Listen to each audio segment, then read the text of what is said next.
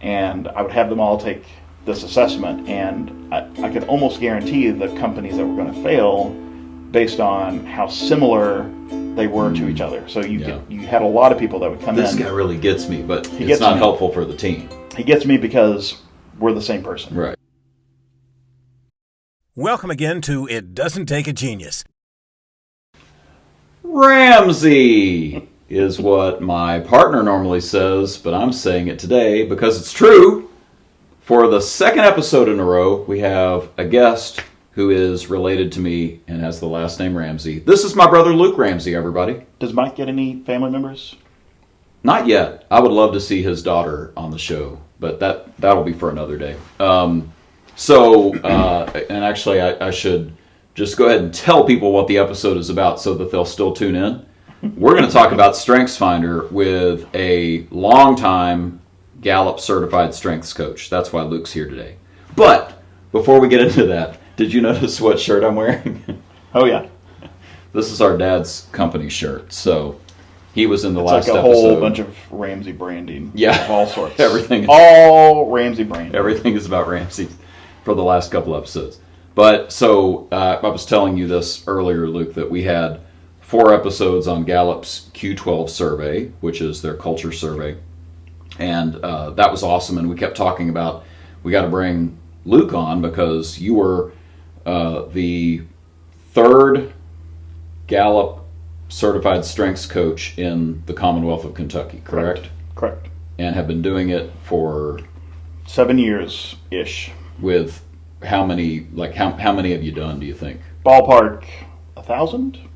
Awesome. People? Yep. Awesome. So I've seen Luke work because we've done some gigs together. And so that's why he's here today. But we apologize for too many Ramsays. There's too many Ramsays in a row in all these episodes. But it's just really good stuff. So, do you have somebody else on the docket? You're going to get jump on? No, I've thought about it. So if we go through the rest of my brothers, we can talk about IT security and earthquakes. So just some fun episodes. Go ahead and book up the rest of the year with the Ramsays. So, all right. So let's talk about you and sort of how you got into StrengthsFinder. Because right now you have a role at Lexmark. Yep. And recently have been in charge of, would it be fair to say, the employee surveys and the employee awards? Yep. I manage all of our internal surveys. Yep. So engagement and that's global, survey, right? Because global. You all are all over the place. Yep. Global, and then our global awards and recognition programs. I do training. Yep. As well. So yeah. And do some StrengthsFinder stuff at Lexmark too. Yep. Yeah. Yep. But then you also have had a side consultancy for a very long time called the People Engineers. Mm-hmm. Yep. We'll link to that in the show notes. And what I would like to say is, did that come before or after StrengthsFinder? People Engineers? Yeah. After. Definitely after. You want to hear how why don't you tell that? Yeah, tell that story. Yeah. I came up with the name because I once upon a time I managed a small business incubator in Southeast Kentucky, and I brought Toastmasters there because I'd done Toastmasters, which I love as a professional development tool, and I brought it to this incubator to teach all of these entrepreneurs, startup companies, how to pitch their ideas. And so we had a workshop on developing elevator pitches. Had all of my clients go through and develop their own elevator pitch, including a hook. And at the end of it, after everyone had done theirs, we gave some feedback. They're like, Luke, what about yours? Why don't you have one? I was like, oh, I guess I should. So I sat down real quickly and I scribbled out and I put as the hook, I'm a people engineer. And they all loved it. And so that's where the name stuck. It's stuck since then. Yeah, but the certification came right around then, just before, and certainly the experience and the awareness of StrengthsFinder came before People Engineers. I just kept the name. And so let's talk about how you got to where you were getting certified, because it is kind of interesting to me. Like, I remember, out of college, you were working for a rental company, with apartments. Yep. You've worked with a bank. Yep. Worked for a bank. Yep. But eventually you end up in this sort of small business incubator stuff. So could you talk about like sort of how the incubator led to StrengthsFinder? It really goes back further. Oh, okay. In college, my roommate was my best friend growing up, and we stumbled onto a free online assessment, and we both took it. I took it first, answered the questions, thought, this is incredible, like what incredible insight and how very accurate it is. And then my roommate, I had him sit down and take the assessment as well. He had the exact same reaction. And my reaction when he showed me his results were, that doesn't sound like you, which, was not, it wasn't a criticism of him at all. It was just like that does not sound like the person that I'm looking at. And yet he felt like it was a real close alignment with who he is. He saw a lot of resonance. And so I became fascinated with this idea of, like, is my own internal perception of myself different from what others see? Yeah. Is it, self-deception? Is it just a change in what you see? So that question kind of stuck with me for a long time. Fast forward to, this would have been probably 2009, somewhere in that ballpark. I worked for a professional association, a membership association for I forgot about that. horse veterinarians. Yep. And a guy named Tom Pierce came and facilitated. He was a professional coach, an executive coach for our executive director, but he came and did a workshop for us on StrengthsFinder just as part of our retreat. At the time, our organization, we all got along individually, but departmentally, there was a lot of friction. And so it became fascinating to me to kind of go and look at the makeup of all the people that were on the team and find where are the patterns. Yeah. And once we kind of got to that stage of a little bit of self-awareness, it started to break down a lot of walls, a lot of barriers that we had between individuals and departments. And so that just stuck with me. Fast forward again to this incubator, and I had a client who was having some challenging interactions with his board of directors, and I suggested using StrengthsFinder as a way to kind of bridge that gap. And he was like, cool, come teach it. You lead it. It's like, I don't know how to lead it. I've never led it. I've only been through it. And he was like, I don't care. I want you to come do it. So he actually ended up paying for me to go get certified. Which is huge. That's it was very special. It was huge, yeah. And I did some work for him and have maintained the certification and just have used it in various ways ever since. And when you got certified, am I remembering that you flew out to Omaha for that? Nope. You are incorrect. This is the longest straight conversation we've had in approximately a year. I mean, but you went later. I did go to. Okay. I did go to Omaha eventually. The certification was in DC. That's right. That's right. Okay. Yeah, Gallup has kind of two headquarters. They've got their DC polling and stuff. I don't remember exactly how they break it down, but DC's a smaller office, but it's kind of their executive suite type space, and then Omaha is their main headquarters where the data scientists are. And the only reason I bring that up is because you've met a lot of the folks at the high end of doing this whole assessment and the monstrous machine behind it. So I've learned a lot of good insights from you.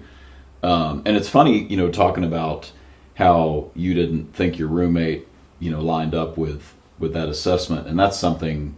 I was first certified in Myers-Briggs, and now I'm a huge proponent of DISC. And a lot of these assessments, like, you have to be really careful that you're not. It's not that people cherry pick, but it's kind of like a horoscope. It's like, yeah, that's what I want to see in myself, or that's me. And so, if an assessment can do a better job of kind of nailing you down to the wall, that's always impressive. Yep. And that's what StrengthsFinder, I think, is really good at too. Yeah, that was one of the things that really attracted me to StrengthsFinder was, and I don't remember when I learned this piece of it.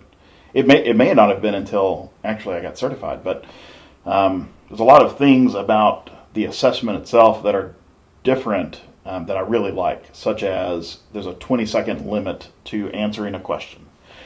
Yeah. That 20-second limit kind of forces you to respond out of instinct instead of rationalization. Right. Which, for the purposes of StrengthsFinder, it's important. It's really important. Yeah. And so I'll connect the dots here for anybody missing it. We talked for 4 episodes about Q12, measuring employee engagement, the culture of an organization. And if I remember correctly, I tried to pull my stats based on our previous workshop that we did together. Oh, okay. On the Q12, if they're operating out of their strengths, which you can identify through StrengthsFinder, the individual assessment, 6 times more likely to be engaged, 3 times more likely to feel like they have a higher quality of life. Yep. So this is the connecting point. Most of the people listening to our podcast are interested in organizations developing, interested in workplaces getting better, theirs or others. And so this is, this is the connection point to me is, figure out these people's strengths and you get an opportunity to really thrive. Yeah, I mean, that's, so I've been at Lexmark for 5 years, and that's one of the things that I love about Lexmark, and I really have loved the time that I've been there. They have, even though not everyone takes the StrengthsFinder assessment, we make it part of the management training.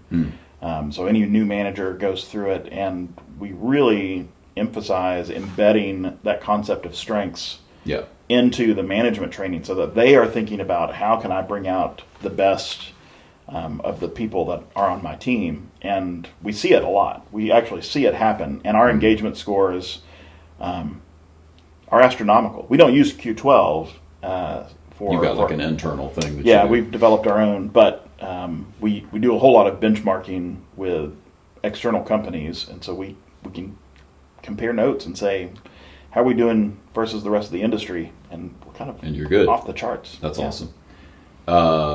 So why don't we talk about what the heck this thing is, and maybe a way to start. I've seen enough of your material that I think I've got some things to prompt you. You want to just do it? Well, I'm just going to pitch it to you and wind it up, wind it up and let you hit it out of the park, pal.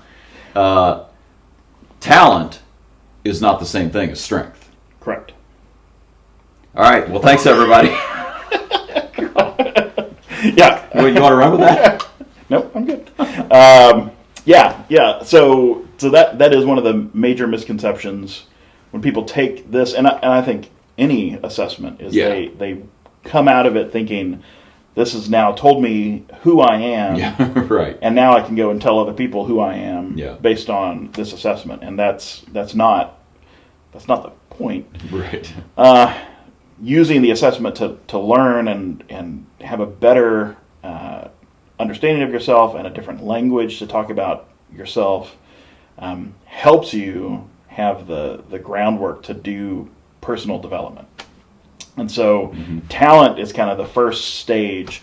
I do an exercise where I have people write their name. I was actually thinking about this. I do that too. Writing your name is something that we all do. And if somebody hands you a pen or a pencil and says, write your name, you're not going to think about how to do that. You're just going to automatically do it. And you're going to choose your dominant hand to write your name. If somebody just says, here, write your name, you're going to go right hand to left hand depending on your dominant hand. If I say, write your name with your non-dominant hand, there's going to be a whole lot of mental effort. It's going to be slow, it's going to be sloppy, it's going to be ugly, it's going to keep you concentrated on that task, not anything else going on. When I've done it, I've had people laugh, groan, cuss, refuse to do it. It's effort. And so we can think about talent as just the natural pull towards your dominant hand. So I'm right-handed. I'm just going to automatically go to that. But my handwriting is horrible. So if you give me a pencil and say, write your name, I will go to my right hand because that's where I have talent. If I want it to be beautiful, I'll have to invest in it. Yeah. And I could still invest in it, and it turns into a strength. It turns into something that people can notice. Yeah. I could do the same thing with my non-dominant hand. It's just going to take a whole lot more effort and time to perfect it. You've got a neat Venn diagram you use that talks about that strength is really the connection of talent and knowledge and skill. Like you have to you have to spend time growing that skill. Yeah, and it's really, I mean, it really should be almost more of a flow chart. You know, you have the initial talent that you're born with, or that is developed early on. Then you can learn about how to apply that talent, but then you have to practice it, and then over time it becomes a strength. And there's the definition of a strength is the ability to produce near perfect positive outcome in a specific task. I think I got that right. So the ability to say, write your name, being able to do that flawless, legible, beautifully. That's not something that just happens because you know how to write your name. It's something that has to be developed over time. And so the amount of time it takes is maybe the differentiator on where it's a talent versus something that you don't have a talent for, because it just takes a lot shorter of a time. Yeah, I think about it in terms of kind of units of investable time. So if I have 10 units of a particular talent, but only 1 unit of another talent, but I have 10 hours that I can invest. Yeah. If I can invest those 10 hours into the thing I have 10 units of that talent, 10 times 10 is 100. Right. I can invest that same 10 hours into the thing I have 1 unit of. 10 times 1, still 10. Yeah. So it will grow. Yeah. I can grow that one thing, but it's going to take a whole lot longer to reach the same outcome as the thing I have a lot more talent in. So a good example of that. Let me tell you a funny story about our father, who we both done gigs with, because we've all ended up doing training, coaching stuff. And Dad does other stuff. He's got the IT stuff that he also does. Right. Well, so years ago with the work he did with Saturn, the car company, he worked with this British guy named Tony Alexander, who's just a prince of a human being, just a great guy. And Dad spoke so highly of him, and Tony actually is the guy who got me my first really big consulting gig with General Motors back in the day. He sort of was the one who let me know about it. So I get to meet Tony, and I get to work with Tony for years. Well, this is the difference between Dad and myself in terms of talent. Dad does the kind of work I do at the front of the room better than me. Like he's better than me. I've seen him at work. He's really, really good. And after it's over, Dad and I will do different things. I will go hang out in the hotel bar and get to talk to people because I love hearing their stories. And so Tony Alexander told me that he sold rented lighting equipment to Led Zeppelin, and was at the wedding of one of the guys in Led Zeppelin, one of the guys in, I think it was maybe Bad Company, or anyway, he was this mover and shaker. John Bonham shook his hand at the wedding of this like double wedding at the courthouse, and then this huge party, and John Bonham shook his hand and thanked him for all the lighting equipment, and all these awesome stories. So I called Dad. I'm like, Dad, why didn't you tell me this? You didn't tell me about Tony. And come to find out, Dad didn't know, because after the gig, Dad goes to his room because Dad needs to recharge. Right. He has got to stop talking to people. Yep. Well, you could say introvert, extrovert. Yep. But really, I think a lot of it is what you just said, right? Like, Dad worked his way to becoming really good at some of the stuff in the front of the room. His talents are actually, they grow broader because he can do all sorts of IT programming, coding stuff. Yeah. Yeah. That's a good point. And it is broken down. So there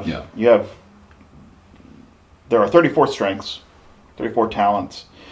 The top is your dominant themes, the middle are your supporting themes, and then there's the lesser themes. And so the idea is that you invest heavily in the dominant themes, because those are the things that are going to garner the most success. The middle are things that you can lean on and tap into, but they might take a little bit more effort. And then the supporting themes are the things that, you really have to manage so that they don't become a stumbling block. Yeah. My old boss would hate it when I would do workshops and I would show my full 34. Most people only see their top 5, but I was showing them my full 34. And number 34 for me is discipline. And boy, do I agree with that as the brother. Just kidding. My boss hated when I would share that. She was like, "Oh, this is going to look so bad for our team." But I learned that yes, discipline is something that is not second nature for me, or third nature, fourth nature, but it is something that I can learn to manage around. Yeah. It's exhausting. It's exhausting, but it's something I can manage around because I'm aware of it. For Dad, it's probably those sorts tier. of those tools that he was pulling on to be able to effectively facilitate and be up front, were probably in that middle tier where it's something he could pull into and he was good at it, but it takes more energy. It takes more energy. Yeah. And he I've seen him do it again and again where he's just they're eating out of his hand and then he's like, okay, go away, I gotta go recharge. All right, so I guess we've sort of talked about this, but talent times investment is a way of describing what we're saying here. Yep. And I don't know, I guess I don't want to go down a rabbit trail too much, but to me, the idea of any of these assessments is you get to know yourself better first. Yep. Other people get to know you better. Yep. That's good. Yep. You getting to know other people, that's good. And that brings us to teamwork. So I wonder if you could talk about Clifton's quote about the sharpness of individuals. Yep.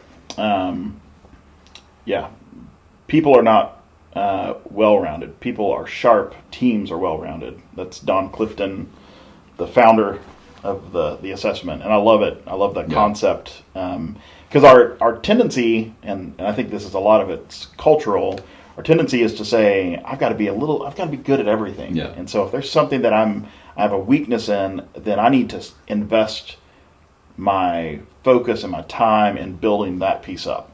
Yeah.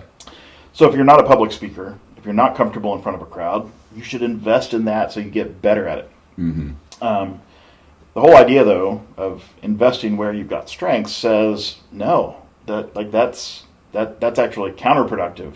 You kind of grind yourself down to being smaller. If you make yourself well-rounded, you start with a pointy edge over here and a pointy edge over here. To become well-rounded, you can't add to. You got to grind yourself down to where everything's as even as possible. That's a neat metaphor. Instead, the idea is find the people that complement you, and so you kind of put yourselves together and you fit in the right ways so that you can be effective as a team, not just effective as an individual. So let's talk about hiring with that in mind. This is sort of an. Do you think it's a good idea? Go ahead. What I was going to say is this is like an ongoing debate with some of us that the danger zone is you say I don't know, let's pick connector. The connector strength, I think that's really needed for this role. So if people apply and they don't have connector, I'm automatically taking them out of the running. Yep. What do you think about that? Bad idea. So at the core, StrengthsFinder is not it's not a personality test. It's not saying like this is who you are. At the core, what StrengthsFinder is measuring is how you get things done. It's not the internal motivation. It is when you're given a task, how do you accomplish that task? And kind of going back to the handwriting metaphor, it's how do you achieve the task effectively and quickly? So we all have neural pathways that have been set at some point in life, and so when I'm given a task or a situation lands in front of me, maybe it's a stressful situation. Yeah. I'm going to try to accomplish and manage that situation as quickly and painlessly as possible. Yeah. So for some people, woo is in my top 5, number 2 for me. So it's going to be talk. Like I'm going to talk to people, right? Well, that is how I accomplish a task. So for some people, the stressor is going to lead to another strategy. Yeah. So when you hire somebody, it's not you're not hiring them, and you look at connectedness as the strength. You're not able to prescribe a certain behavior or a certain skill set. Yeah. In that this is how that person accomplishes that goal. Yeah. So, I mean, I use the example of if you're given the task of learning a new language, somebody who has relator and woo and individualization is going to approach learning a language probably through building relationships and practicing with somebody else, or maybe finding a study buddy. Yeah. Somebody who has discipline or analytical or something like that, they're going to maybe accomplish it by finding a book or studying on their own for a while. So it's not, you don't hire based on their strength because you're looking for a specific skill set, but as a manager you can say, here's the task. I'm hiring you because you have a certain skill set. Mm-hmm. Here's the task that your job requires. Now, how can I help support you in accomplishing it the way that you are going to be most effective at? Yeah. I'm working with a sales team in a couple weeks, and they had a gentleman retire who was their number one guy for just month after month after month after month. And he, there were other people on the team who sold really well, and they used charm. They were connecting with people, and this dude, discipline, I bet, was his number one strength. I mean, he was just he would grind it out. All the calls he needed to make, all the follow-up he needed to make, and he rose to the top. Well, totally different approach. Right? But flowing through his strengths. So, okay, so maybe let's talk sort of in wrapping up here about what you need to do to fill in the gap, because like you said, I'm pointy, you're pointy, but the team's well-rounded. Well, I mean, sometimes I'm going to need to deal with the fact that I do have these gaps. Like you were talking about discipline for you. I'm sure I've got a weakness. I don't know what it is, really. Sure, it's hard to sit here with you, just think of that. Anyway, Phil, so what do you do to fill in the gaps? And well, one, you fire your host. Yeah, I mean, a lot of it is self-discovery. So you don't necessarily need to like look at your full 34 and say, what is number 34? Therefore, that's going to be the thing that I need to fill in the gap. Yeah. It is a feedback process. So if I'm doing work and I'm investing in my strengths and I have a certain set of professional goals, personal goals, I need to be able to process that with somebody else. And going back to like Mark, we have a really healthy kind of coaching culture with our managers, and so I can go to my manager on a very regular basis, and say, all right, how am I doing? Mm-hmm. And so, we'll spend quality time talking about, all right, here's what's going really, really well, and these are the things that you're accomplishing and you're tackling. If there's things that are slipping through the cracks, the idea is not to go, let's go find the strength that's probably contributing to that, or the talent that is holding me back. As in the weakness. Yeah. Instead, we say, all right, this is the task still in front of you. How can you fill that task with the strengths that you do have? And then you start to go, okay, where are the things that are continuing to be a challenge? Yeah. And if that continues to be a challenge, you don't necessarily need to have the label for it of what your strength is, but you do need to go, okay, I tend to continually have issues with X, Y, and Z, the performance part of my job. Yeah. If I'm slipping on X, Y, and Z, then I need to just start looking for ways to manage around it, either asking for help, developing a system, finding a partner who's going to support that. I had a coworker. This has been years ago, and we went to several conferences. And this coworker of mine, he hated going to any of the social functions at these conferences. Kind of the welcome reception, evening sort of thing. He hated going to them, and I loved them. I always had a blast. And so he would, but he was responsible for going. Mm-hmm. Like it was something that his boss had said, you've got to go to the social functions too. So he would wait for me in the lobby of the hotel, like the elevator lobby. He would wait for me there, so that he had somebody to go into the reception with, and he would use me in a really positive sort of way. I would kind of move around the room, and I would meet people and start conversations, and he would just tag along with me until he found somebody that he found interesting and safe, and go deep in with that person, and then I wouldn't see him again. So it's like move through. Once he found that place that he felt he could anchor and actually do something social, he was content. But he was not going to be the starter. He was not going to be the initiator. So he found a partner in me. You could be the social butterfly. Yep. That makes a lot of sense. So just to recap that, don't fill in the gap yourself by building up the weakness into a strength. That's impossible, but you can lean on somebody else. You can have a system that you develop that helps you with that. Anything else that, like, I feel like StrengthsFinder is like, it's become so sexy that now it's like there's almost some myths that have built up around it, like where people misunderstand, and maybe it's just what we've already talked about with strengths versus talents. But is there anything you'd like caution our listeners, both of them, whether or not they would, Well, the tendency, and I don't think this is unique to strengths, but the tendency is to just be content with it, with the knowledge. What does it say on paper? There's this tool, very, very simple tool. It's a little bit corny, but I like it, that we use when we're coaching around strengths is name it, claim it, aim it. So the name it is, what does the assessment say on paper? What is the definition of this strength?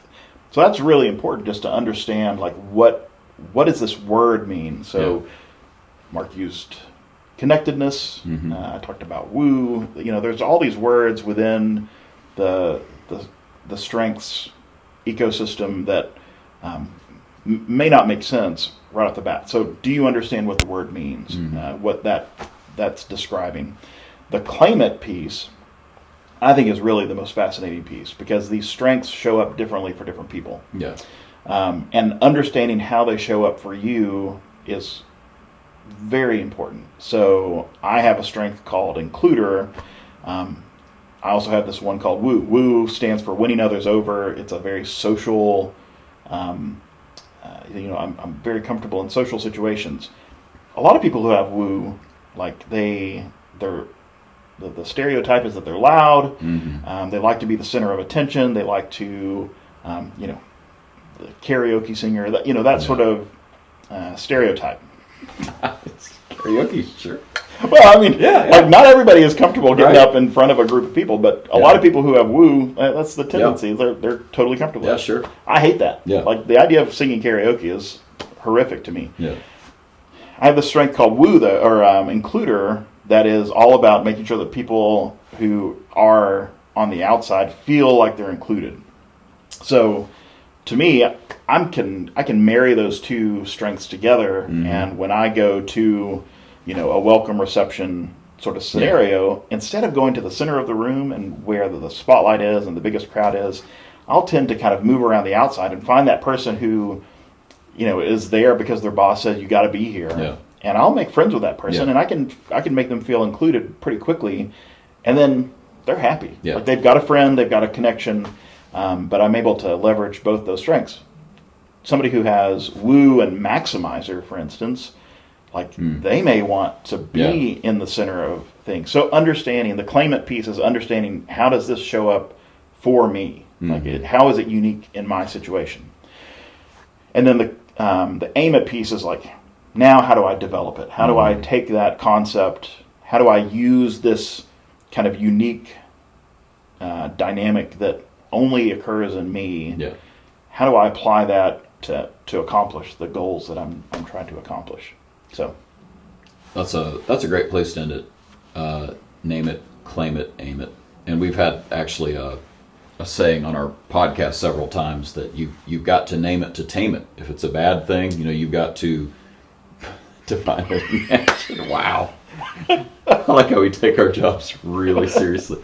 But yeah, a thing that you're struggling with, name it so that you can have some authority over it and manage it. And good things, name it so that you can figure it out and leverage it. Yeah. So that's a great place to end. You brought some show and tell. Do you want to show your books before we hang up here? I should have grabbed something like completely unrelated. Here's my stuffed animal. See, here's the book. I didn't talk about Born to Build. Okay. This is another Gallup product that I really, really like. This is so Gallup developed the StrengthsFinder assessment. It's now called CliftonStrengths, by the way.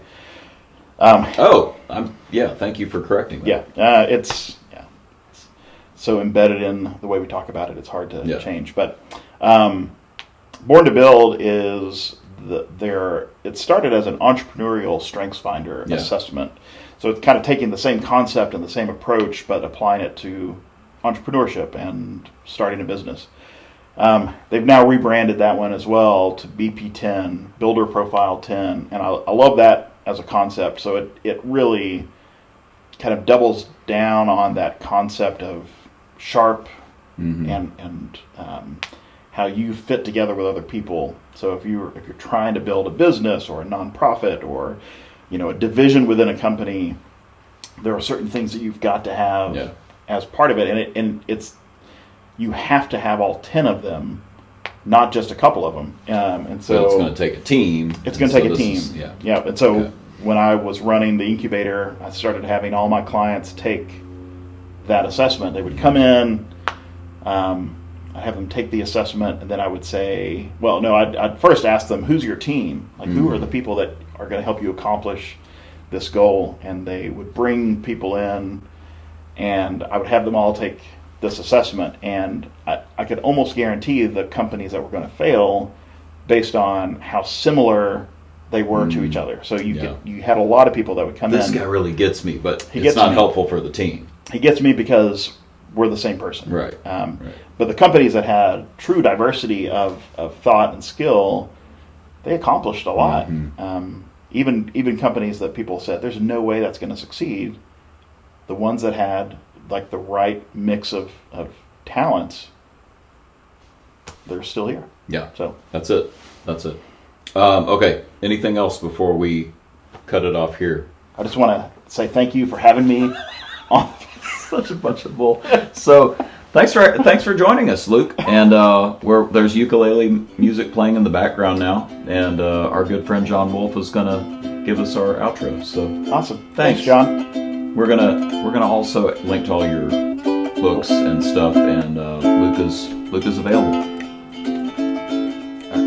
And that's a wrap. The musings of Mark and Mike. No rights reserved, etc. Feel free to share and discuss what you heard today. Even claim the ideas as your own. Who'd want to do that? See you next time on It Doesn't Take a Genius. Thanks. That's good enough.